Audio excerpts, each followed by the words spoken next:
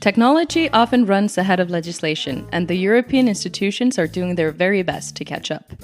In today's world, online news aggregators and social media platforms play an ever-increasing role in the way that news, articles, videos, music, and even paintings and pictures are accessed and shared all over the globe. That's why, last September 12th, the European Parliament approved the European Union Directive on Copyright in the Digital Single Market. The vote came after months of heated debates. Originally proposed by the European Commission in 2016, this directive aims at bringing the relevant legislation up to speed with digital developments across the EU. The European institutions are worried that European right holders and creators are not getting their fair share of the profits that online platforms make when allowing for their original works to be accessed, shared, and distributed online. The directive also aims at making platforms directly responsible for the legality of the content uploaded by their users. Now, however, different groups have voiced out serious concerns. They fear that the costs and the unintended consequences might outweigh the benefits. The criticism came not only from EU parliamentarians, but also from tech leaders and small entrepreneurs.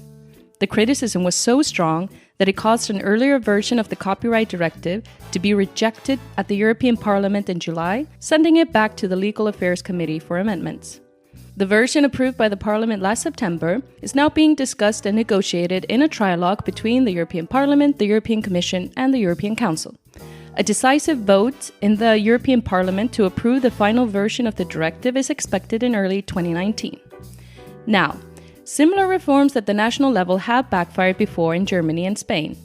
With the directive at the EU level to later be incorporated into the national legislations of the EU member states, the stakes and the implications are much higher today. One thing is certain, the directive will change the way that the internet operates, not only in Europe, but in the rest of the world. Tune in to EU Untangled.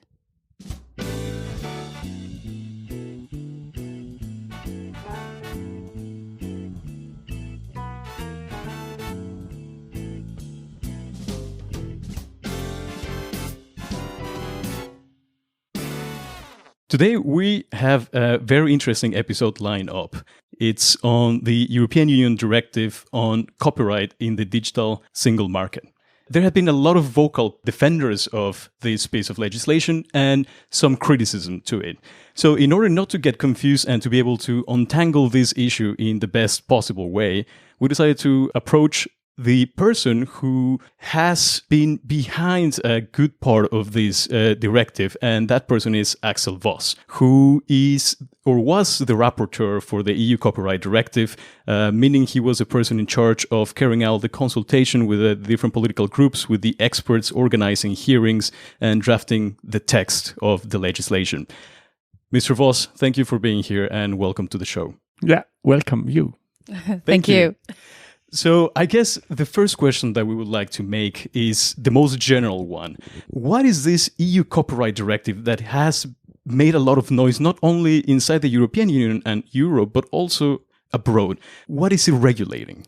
So the directive and the proposal of this directive is worldwide probably the first legislation or piece of legislation what is regulating the internet a little bit. So we are focusing on platforms. We have seen after the implementation of the so-called e-commerce directive around 2000 that the platforms have developed immense and in a direction where we are now facing a lot of copyright infringements. So if we were to think about the final beneficiaries of this directive, who would you say these are? What we are trying to do at first is to get a better situation for the digital world. That means also educational issues and cultural heritage issues. But on the other hand, if we are looking to the most emotional discussed articles, this is Article 11 for the press publishers and also Article 13 for all the authors and performers.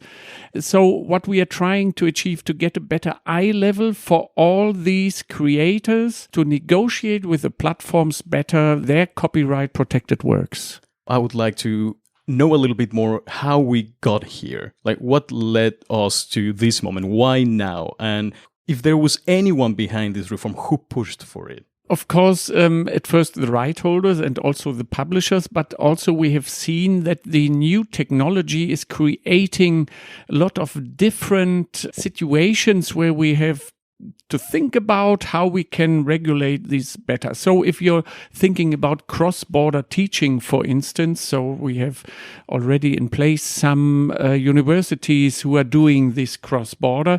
That's why we need for copyright some elements and some criteria to make it very clear what to do if this is a new way of teaching. And that's why what we have in mind. So of course, this is affecting not really the right holders and not really all the industry. If we are coming to Article 4 or 5 means teaching, cross-border teaching, or this cultural heritage situation.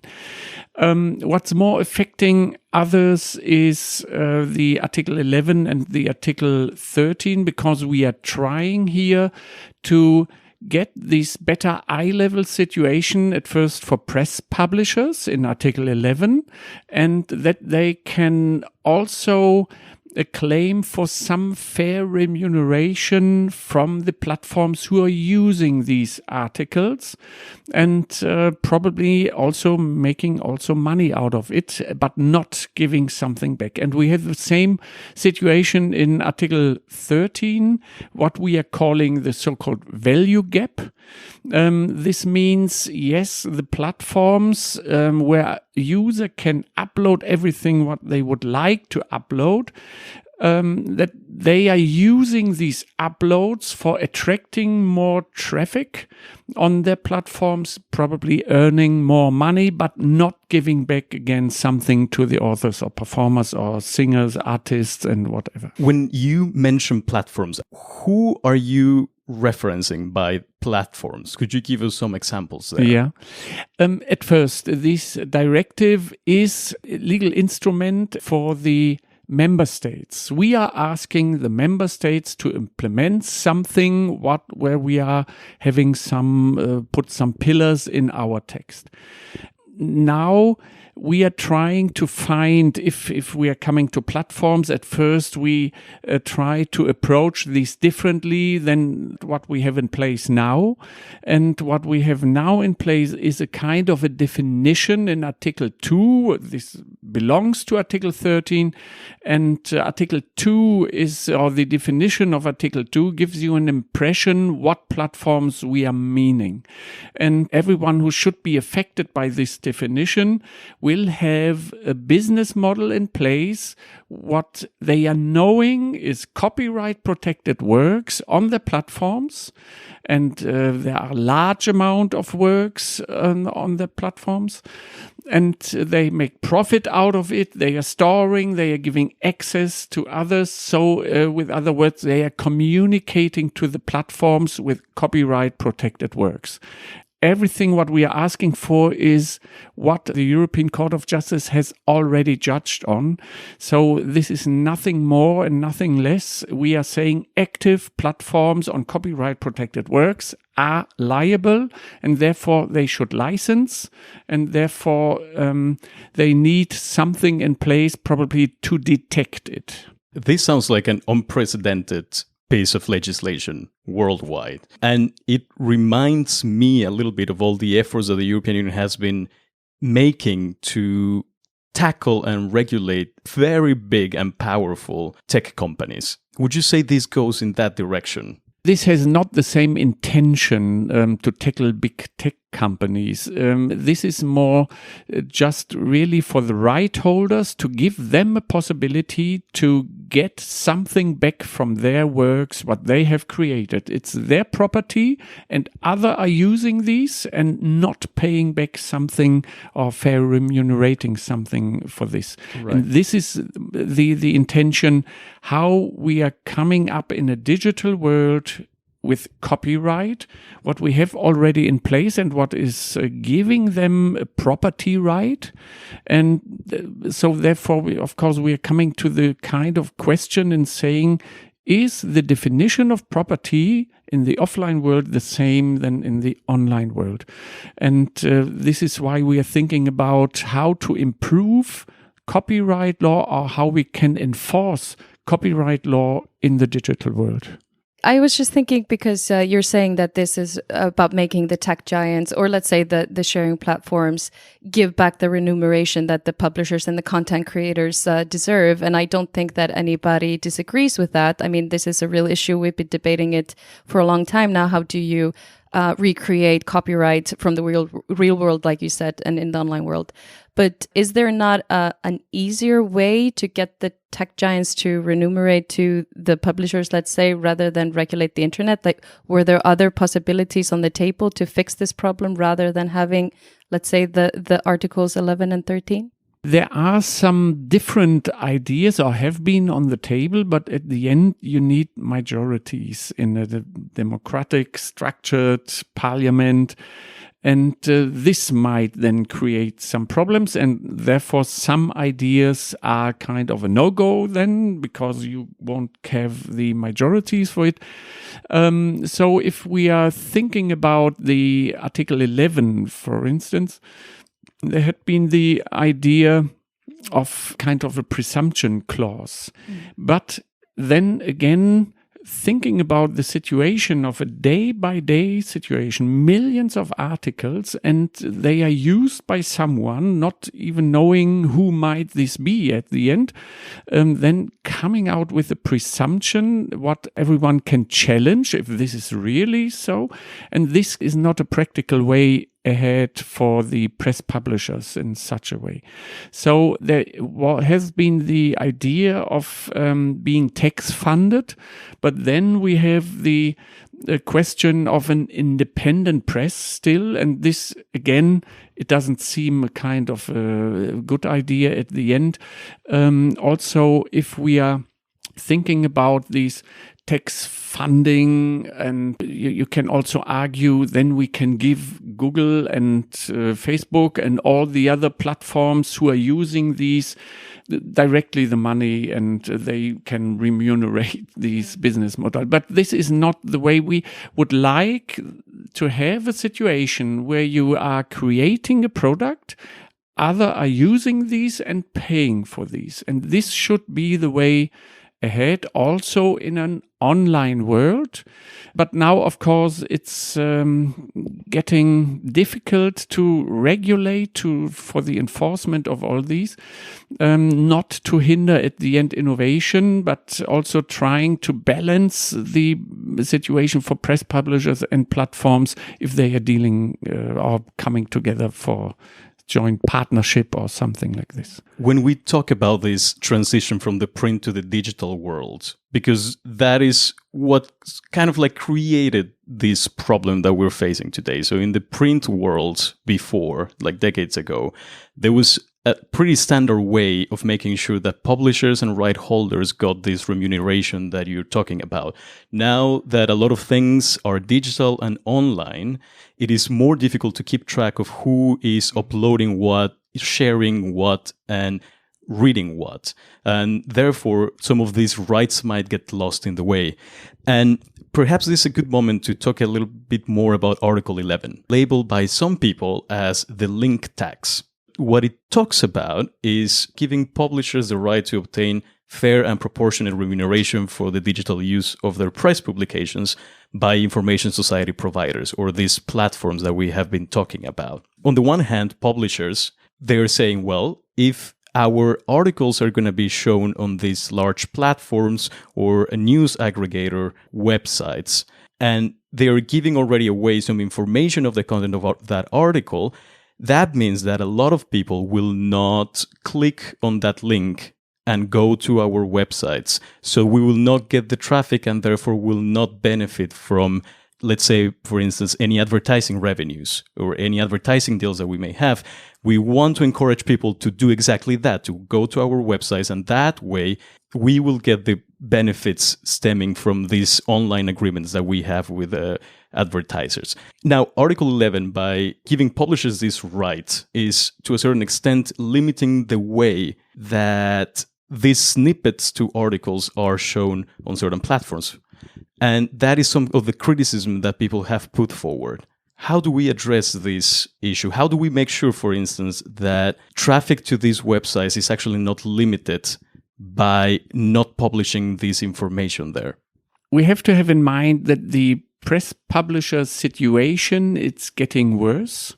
And if you're looking to the assessment of the Commission, or if you're looking also to my regional parliament, so in North Rhine-Westphalia, they have numbers and figures, and there you can exactly see this is decreasing. And if you would like to have a kind of an independent press at first, also independent press from a search engine or big tech companies, and if you would like to have also that they are earning money with their business model somehow, yes, you can say it might be old, but who else is collecting information from all over the world and putting this together? Google also is not doing this. They are just using the structure of others and just informing others again. Yes, it's now a better distribution channel, probably worldwide.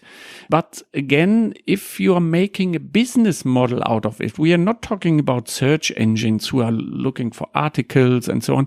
But if you're creating a business model where you don't have to go again to the websites of the press publisher, then this is a kind of an interference of these. You can click on it, or and you don't have to go to the other website, and you're just reading these. Or if the snippet is already exploring the whole article somehow, then it doesn't make sense that you will go to the websites of. You will never click on the link if the snippet is already giving you a that's why we don't want to have snippets like this already in place. And if the aggregators now are coming to a situation and making a business model out of it and just putting together different publishers or newspapers and articles on and on and on, and so there is no need any longer to go to their websites. And then, of course, they will lose grounds and nobody is paying them for using the article. And this is what I would consider is not the right form in coming forward. If they are using the article, then they should also pay. And by the way, and this might be an additional point, the private use of an article is absolutely not affected by these. So that's why link text is the totally wrong impression. It's a very wonderful buzzword to bring up all these criticism and so, but if you're looking concretely to the text, private use is totally not affected. And if you're uploading article privately on one of these platforms, then even the platform doesn't have to license. This might not pose such a big problem for large publishers, but some of the criticism out there points to the smaller, less known publishers that rely on these kind of platforms to be known by potential readers. So let's say entrepreneurs who would not be so well known if they were not shown up when you tap something on a search bar. How can we make sure that they do not get a disproportionate burden out of such an article? That's somehow difficult, but we don't have these obligations so far, even without this reform. So if the press publishers are using this right, what we would like to give them, and it's only a right what we are giving them. It doesn't mean that this is an obligation to use, but they can use it and they should use it very wise.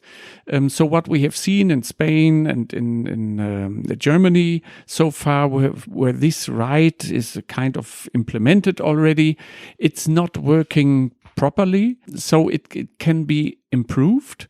But this can be only improved by the own behavior of the press publishers. Regarding small press publishers, there might be still a kind of an idea that we are giving them a kind of equal treatment or whatever, so to make sure it's not in the text right now. I know there is one of these critics or criticism already in place, but then we can think with the Commission and the Council now in coming forward how we can make sure that this is used also in a way that small publishers will be still survive this development. So far, if we are continuing without a reform, then it's quite obvious that small publishers won't survive. Because that would be actually very damaging for any democracy. Because if we're thinking about a free press where you have a plurality of opinions, if we somehow kill the smaller publishers, that would actually limit this and perhaps take us closer to a monopoly of the press, where the larger publishers are able to withstand any backlashes from the tech industry, but the smaller ones can't. And then they die off. No, yes, this nobody would like to see them dying, the smaller publishers, but we have to find a way that they will be treated in an equal way like the big ones, and that they have their opportunities. But if we are continuing the situation what we have now without this reform, this is totally not a guarantee, and so far I would say this is more leading into a situation where we will miss them anyway. I have these examples in my region. There's a totally unbalanced situation so far, and then they will be sold to someone who is bigger, and they are growing and growing, and this is something what we don't like. We want this plurality in news and in the press, and this is also a kind of a guarantee for democratic structure what we are living in. I wanted to ask, because you mentioned before that indeed there have been attempts at doing a directive like this before, and you mentioned Spain and Germany. Is there something fundamentally different about this directive compared to the previous experiments or attempts that we've had before? The risk is still there that they are failing if they are not using this right. This means for me, they should build up a kind of one line towards the platforms. You can't single out one publisher who is saying, oh, I give this all for free, and all the others will be delisted. So this can't be the solution at the end. Again, the publishers community should think about how to react if we can install a right for them. They should use it in a wise way. What happened in Spain is that Google News just stopped operating in Spain. And this is just one example of many platforms that are out there. But Google News was very telling, because Spain made it obligatory for Google News to pay all the publishers a certain share of the profits that they were making. And then Google News just decided to shut down in Spain. Is this something that we could see happening in the EU as a whole? So it depends on the decision of Google then how to react on a right like this. This wouldn't be a wise policy of Google, and this is what we are convinced that Google can't really have or would like to create a situation like this, that you are leaving out a whole continent of press and then are serving us with China Daily or Russia Today. And I think this is not the way forward. What we are asking for is just a fair remuneration, even if they're considering this is a kind of a free of use business model. No, they are attracting people to their site. They are attracting them also because of the advertisement, etc., traffic for remuneration. And therefore, we are asking them to be fair and pay something also, or to remunerate to the publishers. This is all what we are really intending. So it's already a pity that they are not coming to the same idea freely or voluntarily in saying, oh yes, we have to pay here something for this, because we are somehow dependent on these. We should know some news also from the other side of the world, and the press publishers are sending there someone to these areas and getting information out of it. It's not Google or not the platform who's doing this. And that's why we are asking, please remunerate fair. This is all the intention of this reform. Yeah, I think that the most commonly referred platforms in this context are, of course, Google, Facebook, Twitter, even YouTube. And what those platforms have in common is that they've almost become synonymous with the internet. People go straight to those platforms to look for information. So is there not a risk that those platforms would now stop being free and they would indeed charge users to use the platforms to search for information so that they can then remunerate all of the publishers? I mean, maybe this could be a good thing, people are actually paying for the content that they're using, but then others would argue, well, that's a fundamental principle so far, that the almost having free access to the internet and all of these tools is almost like a human right. So how has this been discussed in the preparation of this directive and within the parliament and with the stakeholders? So theoretically, I think there might be a risk of asking also for remuneration then for the users. But in practical things, I don't think that Google is now going to ask for money if they are using their services. They will create a business model, but it's still free, and they will get their share also for what they are creating. And if this is not working, then the publishers might have the chance to build their own platform in this regard.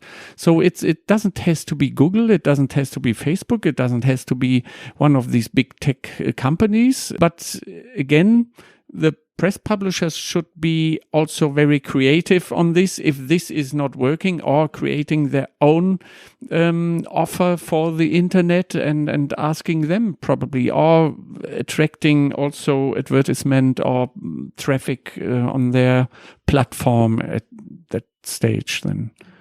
Mr. Voss, tell us about Article 13 and why we probably should not call it the upload filter or the censorship machine, as it has been dubbed by some critics. Mm-hmm. So what we have created before the summer break was a kind of a balanced approach where we said, oh yes, there might be a necessity for detecting copyright protected works. But this should be based only on the information of the right holders. So the right holders should send the metadata of their protected works to the platform, and then they might detect what is protected or not protected, or even if they have licensed, that they can detect, oh, this is licensed, I can let that upload, and this is not licensed, and then I have to take it down or to block it or whatever. I would say this is different than a kind of a censorship machine, what will look to every detail and every upload, and even if it's not necessary. Again, if you would like to avoid copyright infringements, you have to have something in place. And that something might actually be a filter.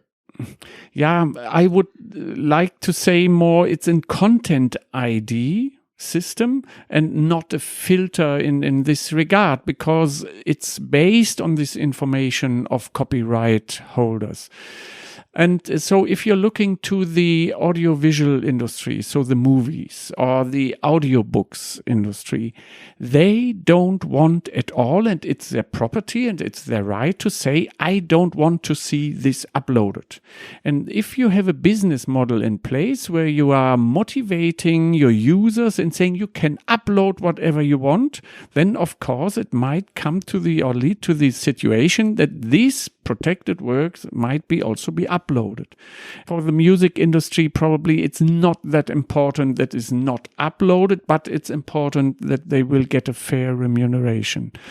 And this leads to a situation where you at the end might have something in place what might detect copyright protected works. But this is not a kind of a filter.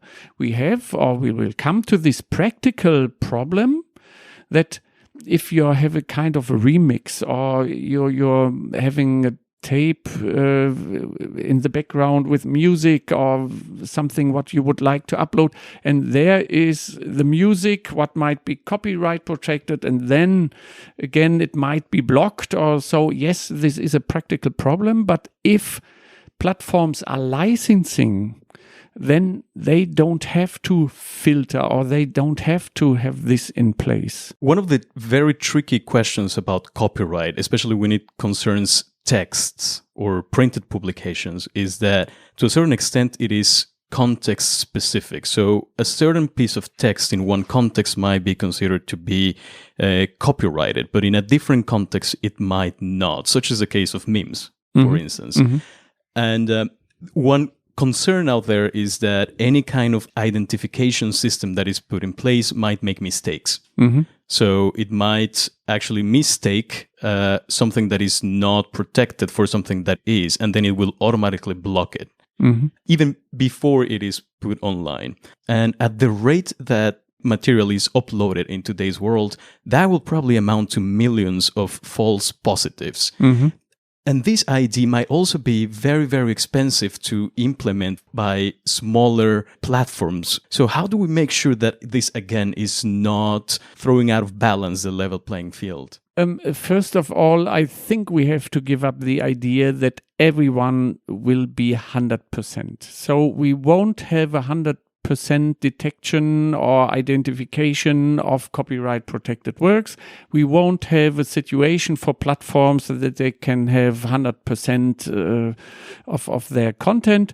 And we have also the users who are uploading something. They can't expect any longer that this might be 100% perfect. Now, of course, we have to find a way where we can balance all these interests in a legal text. And it seems sometimes it's impossible to solve this question. But if we are coming from a legal side, what I'm doing more than less because of my background, the legitimacy of a meme has nothing to do with Article 13.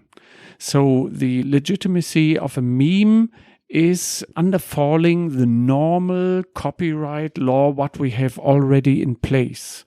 Article 13 is not changing these at all. It's just the practical question, how can we make sure that this authorized meme might be uploaded also to the platform and will go through this identification system. And this is a kind of a technical problem. And therefore, yes, there might be some ideas in coming up and saying, oh yes, probably we should have something in place what gives for 1 minute or so films or movies are free or so. But this is not what we have now in the text, because I haven't had a majority for this idea. What we have now in place from the European Parliament is to avoid now the situation of identification systems or content ID or whatever, and just finding out what is practical possible in a dialogue between the right holders and the platforms. And also there might be also the users then involved with these exceptions, etc. And this is what we would like now as an European Parliament to initiate this dialogue to come to a practical result, balancing and having in mind all the fundamental rights of the users, of the platforms, of the right holders, and knowing this might not be perfect in the end, but it might be a way to enforce also this copyright in a digital world. Okay, so it seems to me that this directive is actually turning something on its head, which has been the case for as long as we've had copyright. It's that the individual is responsible for copyright infringement. So it's up to you, the user, in the context of this platform. You're the one who is liable if you are infringing upon copyright. And now we are shifting that from the user to the platform. And also now in the context of this filter, which indeed is not a filter, but it means that something is being screened to pull down information which is infringing upon copyright, or uploads that are infringing upon copyrights. I wanted to ask you concretely, is this scanning the uploads before they're actually uploaded, or pulling down things that are infringing upon copyright? Because if it's screening the uploads before, then it's almost like the user is being screened for violating the law beforehand, almost like we have in the movie Minority Report, where they have this futuristic technology where they can prevent crime rather than deal with crime once it has happened. I mean, how do you foresee this filter actually functioning in practice? So, of course, it would be an idle situation if we can prevent copyright infringements from the beginning. If you would like to have this differently, then it would mean, yes, we are accepting copyright infringements for the first upload, but then again, you're coming to a situation for the second upload, you have to use some of these identification systems. And then at the end, I would say it doesn't make really a kind of a difference if you're using this for the first time or the second time, and it's not helpful in the discussion at the end. I think we need a practical way, and having in mind also these fundamental rights for everyone. And yes, you're totally right, and it's important also to mention that this is the first piece of legislation that we are taking away the liability of the single user and putting these on the platforms, that they are liable for the infringements the user is uploading these. And this might be justified also with the situation that the platforms are inviting all the users in uploading content, and they are earning the money and getting these shares for this. And that's why I would consider it's really a good idea in freeing the individual user for this uploading. Minority Report, I would say, to avoid also crime in the beginning. So if you're asking me as a lawyer, this is totally different now, because the right is already there, and you can't, or you can see already this will be infringed if the upload is coming. And with criminal law, so this is a little bit different. Of course, everyone is or shouldn't be judged before something has happened. But you are referring to these identification issues, but we are trying to narrow this down, that the use of is only for detecting copyright infringements. Just because you are mentioning the user and the rights of the user and putting the user perspective at the center of this legislation. Now, GDPR is something that we've been discussing quite a lot also here in the Brussels bubble, at least. I barely understand it still. I've tried, but it's complex, but it's putting back the rights in the hand of the users and those that own their own personal information. Now, I'm just wondering if these platforms need to develop the technology that would be required to then follow up this directive. Is there a risk that they would be outsourcing those development to third parties? So now the user is being screened by a third party without their knowledge? Or is this something that has been discussed? No, this hasn't been discussed. And again, what we are trying to do is just to avoid copyright infringements and nothing else. And this has to be very clear that what we are doing here with these content ID or identification systems is only to detect copyright infringements and to avoid, and nothing else. So even if a third party is doing this for some platforms, then they are also only allowed to do this in this objective. And once again, of course, you have to have in mind that not every platform will be affected by this reform, because we try to have this definition in Article 2 where we are concentrating only on business models who have a significant amount of copyright protected works, and they are creating a business model out of it in communicating this to the public, and well knowing that this normally means I have to pay something for the right holder. You have mentioned these technical challenges that will need to be addressed. They, however, will have very tangible and concrete implications in the way the internet operates today. I remember reading this letter signed, amongst other people, by Tim Berners-Lee, and addressed to the parliament, saying that if this directive had been in place when the key protocols of the internet were being developed, then the World Wide Web as we know it today would not be operating in that way. Mm-hmm. And it seems to me that to a certain extent, this has been discussed at length between the publishers and the tech industry. But I would like to know from your perspective, how is this directive benefiting the creators themselves? And how does it trickle down to benefit European citizens on their daily lives? First, if we are looking to Article 11, we are giving the press publishers a right to be fair remunerated for the publisher itself and a share for the journalist. So they should benefit from this regulation. Right. And if you're looking to the Article 13, they should also benefit if they are getting money back for the content they created and is seen on their platforms. And therefore, again, they should be a kind of a license mechanism or an agreement or whatever it is in also fair remuneration. And also, of course, we are protecting here more or trying to bring them on a better eye level with these platforms. If you are looking to Article 14, minus 14a, it's so called right now, we are asking for a general fair remuneration for copyright protected works, and this affects all journalists, authors, performers, singers, songwriters, and everyone who is creating something what you define as a content itself, and then they have the right to get a fair remuneration.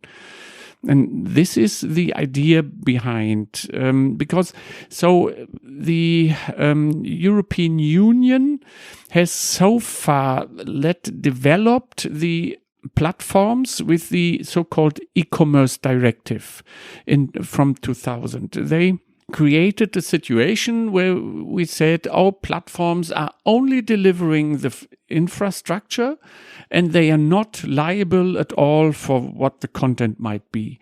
But after 18 years, 20 years or so, we are seeing now massive copyright infringements, and there we have to do on the other side something. And this creates now problems because we are accustomed to a kind of a totally free internet and using everything what we would like to use. But now we have to come back to a situation where rights of others are respected somehow. And that's why we are trying to implement these. So maybe the best scenario that will happen is that this will push the platforms to come up with new solutions that can benefit the publishers and them as well. And now you're just forcing them to sort of innovate and think outside the box so that they can coexist with the publishers and content creators without there being winners and losers online. It would be a kind of a perfect world if we have the one who are creating the content and have a distribution channel worldwide via these platforms. But it has to be a kind of a fair situation, what you ever might understand regarding fair. But this is then something the courts have to decide, is this fair or not? And this is already also judged on copyright cases. This is all what we intend to do. Bringing them back to a situation where they probably can deal with each other in a proper way and everyone can be satisfied. Now, when we talk about the internet is a thing that hardly knows any borders. Is there any hope in the European Parliament or the European institutions that this piece of legislation will shape the way the internet is regulated or the way that copyright law is understood in other parts of the world? I know some parts of the world are looking very intensively to what we are doing here. And also now we have all the intention of the CEOs of the tech companies, what we are doing here. And I hope this can be kind of a game changer in dealing with other industries, with other parts, and not just pushing away where you can see you can get out of money of these business models. Is also a question how to be fairly treated by each other. Can we confidently say then that we managed to save the meme? So the legitimacy of a meme is totally not affected. The only question what we have is how being practical, detecting this meme and then saying, oh, this is an exception, this can go through. But I think, yes, we can say the meme is protected. With that in mind, I think we can wrap up. Mr. Voss, thank you so much for your time and for being willing to give us this interview. We will surely be looking forward to the outcome of the trilateral negotiations that are now in place, because if I'm not mistaken, the final piece of legislation will be voted by the Parliament in January next year. Probably it will be February. So in January we will go to the committee, and in February we will go then to plenary. If we achieve an agreement at mid of December. You can be confident that the whole world will be watching that. So thank you so much. Thank we you. will be too. Yeah, you're very welcome. Thanks.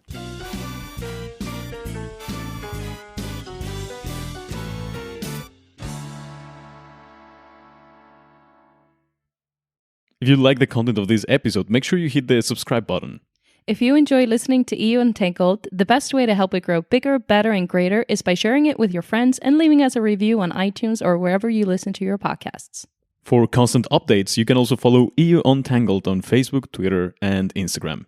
And make sure you check out our awesome website, podworld.org/untangled.